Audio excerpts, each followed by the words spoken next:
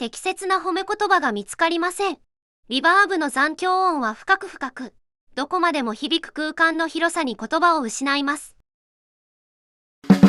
Gadget Budget。皆さんこんにちは。ガジェットバジェットのなおです。今回はイヤホン回です。以前ドライバユニットについては軽く触れていますが、今回は平面駆動型にフォーカスを当てて深掘りしていきたいと思います。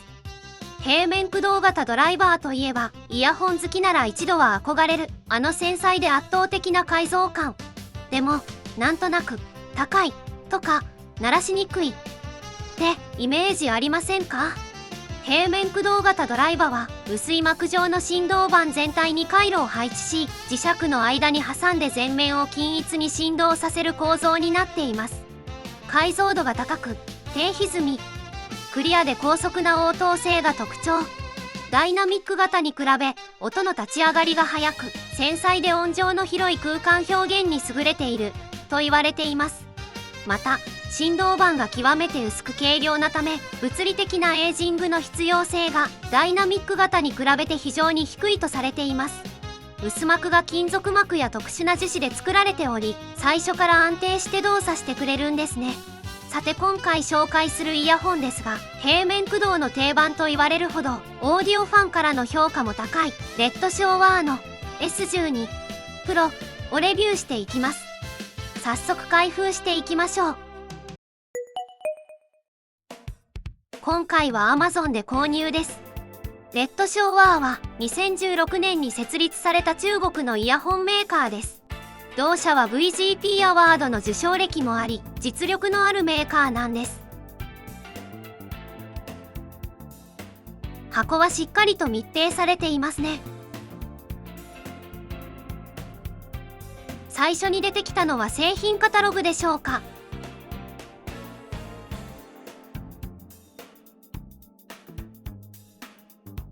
英語で書かれていますね。そして付属品を見ていきましょう。フォーム素材のイヤーピースが出てきました。3サイズありますね。フォームの好きな私にはとてもありがたいです。そして本体です。直線的かつシンプルなハウジングでかっこいいですね。それからこれはマニュアルでしょうか。日本語もあります。そしてこちらは保証書になります。これは合格証でしょうか。専用ケースも入っています。そこそこ硬さのあるしっかりしたケースです。中にはケーブルが入っていますね。そしてなんとここにもイヤーピースが。こちらはシリコンのタイプですね。しかも2種類。これはイヤーピースに困らないですね。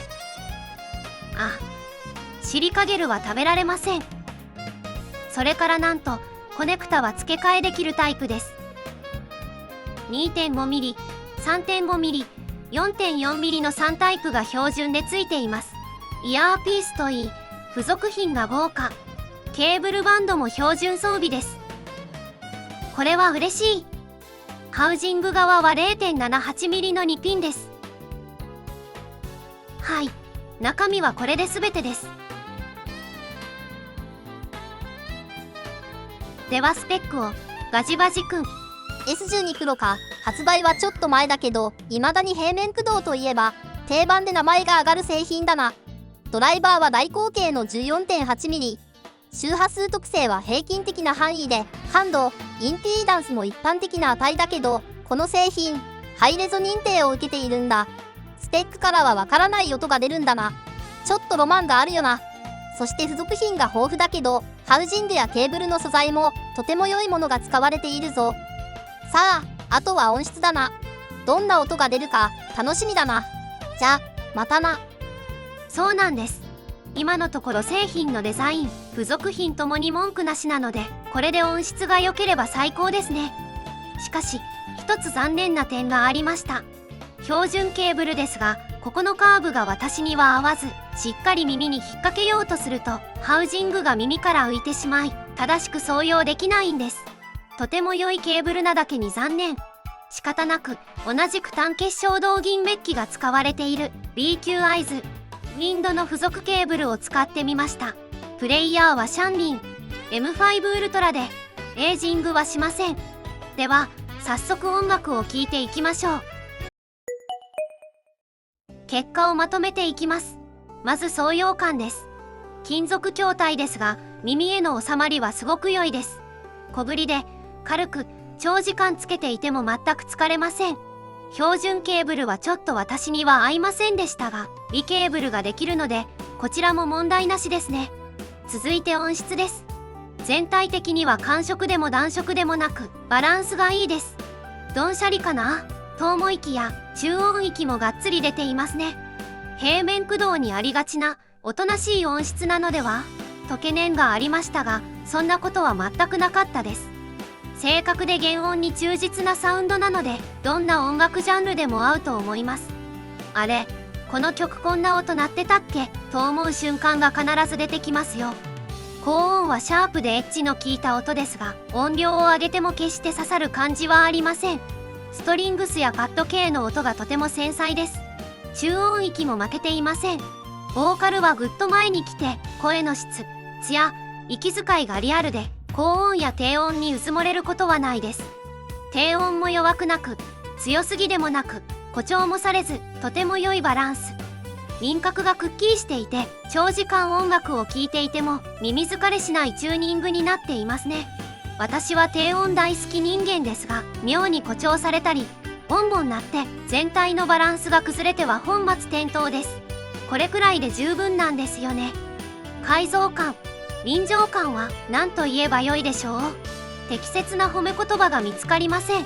リバーブの残響音は深く深く、どこまでも響く空間の広さに言葉を失います。